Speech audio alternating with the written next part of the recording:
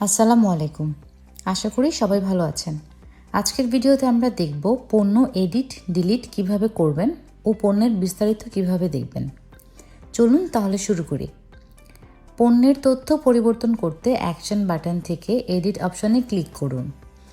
Imported পণ্য ও পণ্য type পরিবর্তন করা যায় না।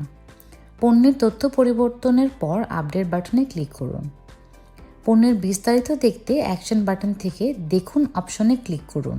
আপনি পণ্যের তথ্য দেখতে পারবেন কিন্তু পরিবর্তন করতে পারবেন না।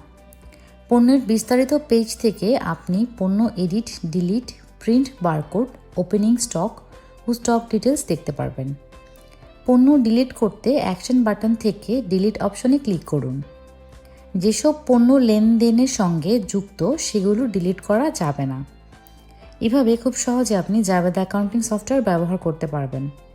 আরও বিস্তারিত জানার জন্য আমাদের সাথে থাকুন, সাবস্ক্রাইব করুন, ভিডিওটি লাইক করুন এবং জাবেদা ব্যবহার করে আপনার ব্যবসার হিসাব রাখুন অনেক সহজে, অনেক কম সময়ে। ধন্যবাদ।